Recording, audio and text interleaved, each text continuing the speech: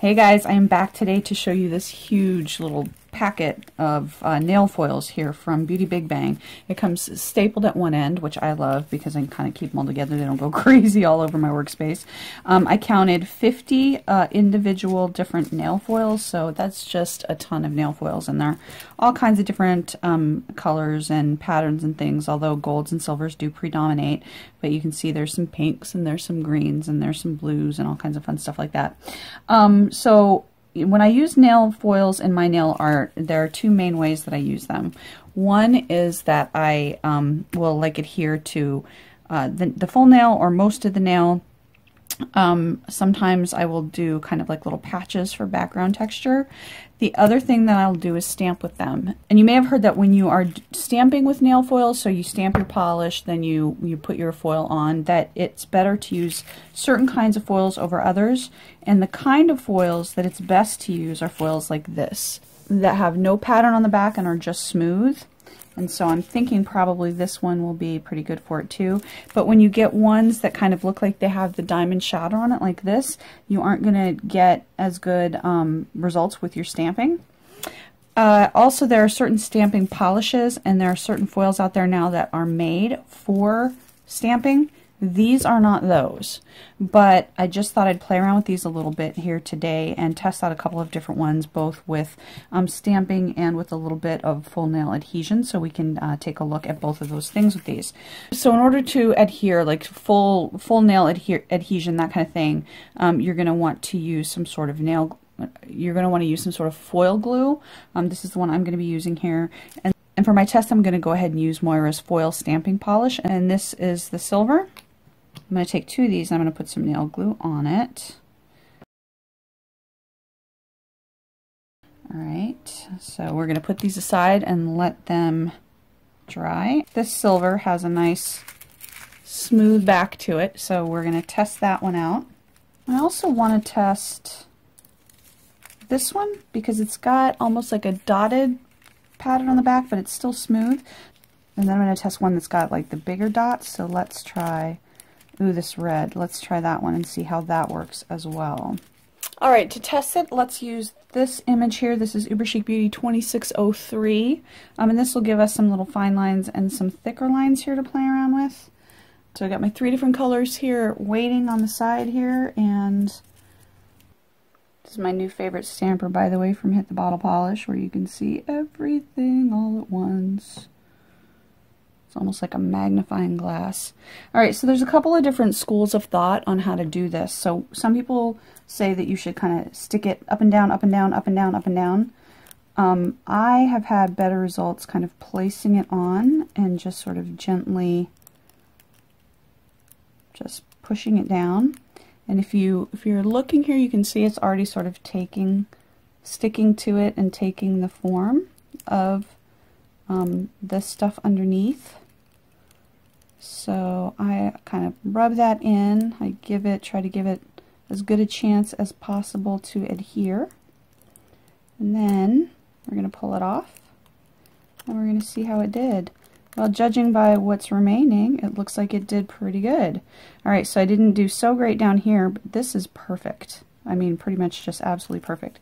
So then, if there's like a spot or two where you feel like you missed, then you can go back in and try again. Like, I obviously did not do that great of a job at the bottom, but look at that. So that's pretty darn good. And one of the things that you'll notice is up in here where I pressed and it took it the first time, it looks kind of perfect, whereas here it looks a little bit more muddled and spotty. And that's one of the reasons why I don't like the stick down pick up kind of method as much, especially if you've got these bigger areas here. You kind of really want that unbroken feel, in my opinion. Plus, when I'm sticking it down and pressing, I can get a pretty good sense of what's adhering and what isn't. And I'm sorry, but I think that's just absolutely beautiful. So the ones that have the smooth background in this set will definitely work for your foil stamping. All right, let's move on to this one, which is almost smooth, but it's got like the little tiny dots. And let's see what we get with this. We're going to do the exact same thing here. There we go, got the pattern all ready. There are also some people who say you should wait a few seconds before laying it down. For me, I sort of feel like it always takes me a little bit long enough to do my stamping that I'm not a super fast stamper. So for me, I feel like just the time it takes me to finish that and then grab whatever I've grabbed here is going to be good enough. All right, so again, it's kind of going the same way. It is sticking down. So now the question is, will it come back up? All right, let's see what we got here. Okay, so this is a little bit patchier, and you can see that it actually kind of took this whole area here. So it wasn't as specific. It didn't just stick to the fine lines. Here's the story. Here's what I'm seeing with this one. You can see that instead of just showing the little lines here, here's the one that was successful. Instead of just showing the little lines of the rows here, we've got kind of big blotches. But some of the lines did come out, and it definitely did transfer. So I'm wondering if here the pressing is the problem, the pressing method I used, because that may have caused more of this to transfer with the different kind of background. So what I'm going to do is, let's do this again with this one, and I'm going to use that kind of press and pull method, and we'll see if that works. All right, we've got our image, and this time what I'm going to do is I'm just going to kind of dab so that maybe we can make it work without...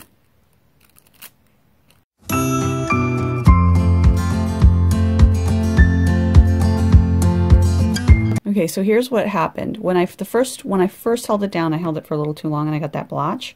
But then when I started going a little bit faster, you can see I got actually pretty good results. This isn't 100% fully covered. It's like a little bit spotty. You can see probably that best here. That's a little bit flecked, but because of the kind of pattern on this, it makes it look like a hollow glitter, and I actually really like that effect. I will use that. I will use the foil for that without any problem at all. So I actually consider this a success. I just think you need to use the different technique and be aware that you're going to get a slightly different look. But I think that's really pretty. I would definitely go for that. All right, let's try that third one.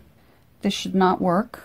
This foil should not work because it's got a pretty serious background pattern to it. But let's try it out. And based on what happened with the other one, I'm going to go ahead and just kind of gently do this. Up and down, up and down, up and down. Oh, and if you find that you're doing the up and down technique and it's not working as well as it was the first couple times you did it, might be time to move your foil, because yes, I am just that stupid, and yes, I have done that and been like, why is it not transferring anymore? Well, because you already used all the foil in that area, you silly, silly, silly person. Yes, I am just that silly. All right, so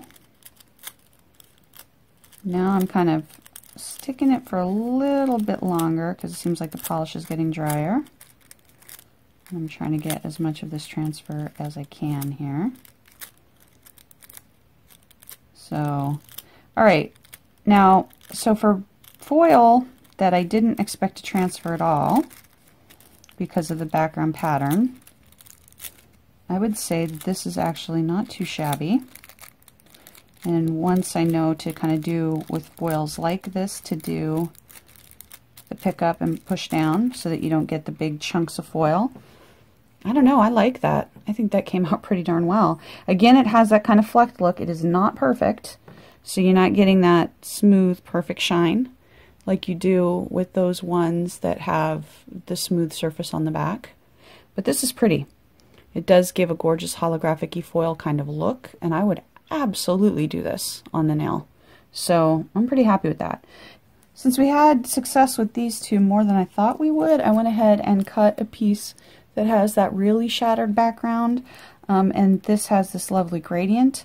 This one's going to be a bit tricky if we want the gradient, because when I'm picking up and pushing back down, we want to make sure that you're doing it in the same area. So I'm going to go ahead and do this here, and what I'm noticing right off the bat is I'm already having some problems. So conventional wisdom appears to be right.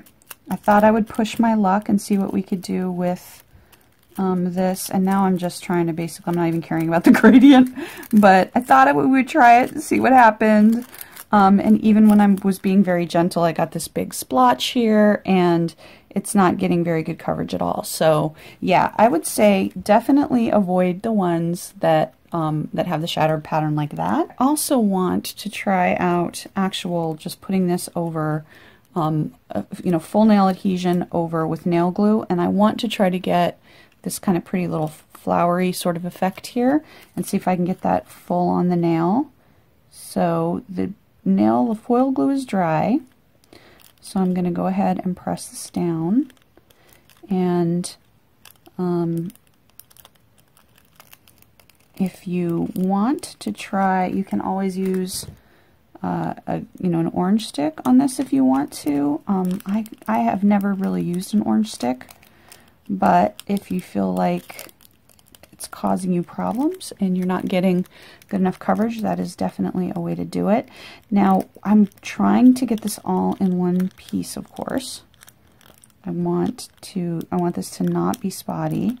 And as I'm starting to pull this up, okay, yep. Can you see that there? Can you see how there's light coming through there? So far it looks like it's gonna come up. Uh-oh, I'm having a little bit of an adhesion problem there, so I'm gonna stop and rub back over it, and hopefully that will be enough. And it mostly looks like it is. Couple of little problems here. So I am gonna go back over. This is the first time I've ever done this on a nail stick, by the way. So, all right, and again, pull it off from this side. You can see that light is mostly coming through. Okay, so the design is definitely there. I did have a little bit of adhesion issues, so I would probably use the orange stick if I had this problem with my own nails as well. You can see I can also go back in here with this and kind of go over the top. And it's not going to preserve the design perfectly, but it's going to be enough sort of a filler in that you're probably still going to get the design that you want.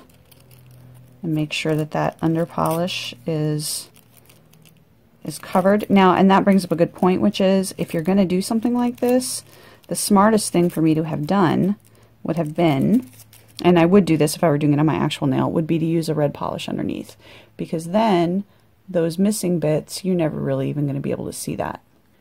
So for the second test, I picked this, which is a Starry Night design on it.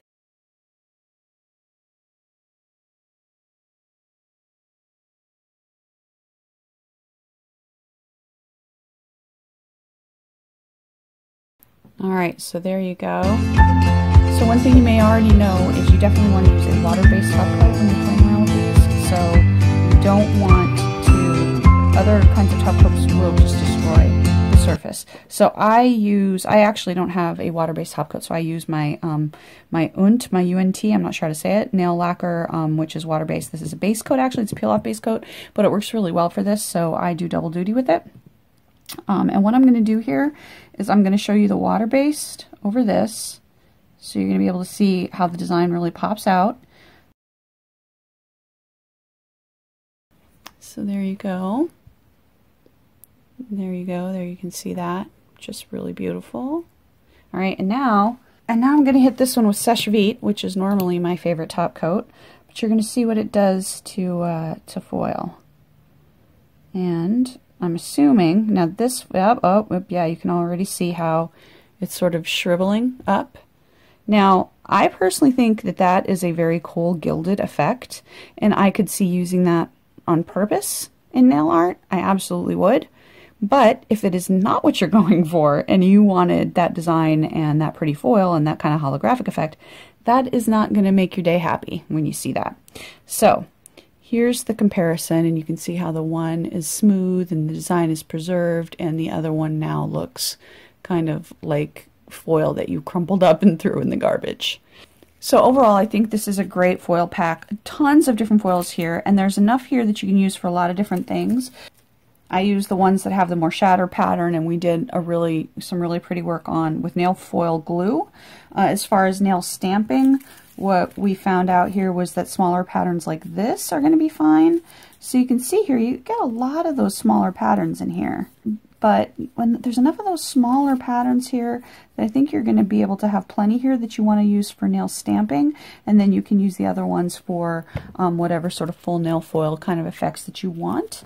So I think this is a really fun and easy to store way to have some nail foils and have a bunch of them to use whenever you want to. So I'm giving this a great big thumbs up, or manny up, I guess, and I will link everything on down below, and thank you for watching.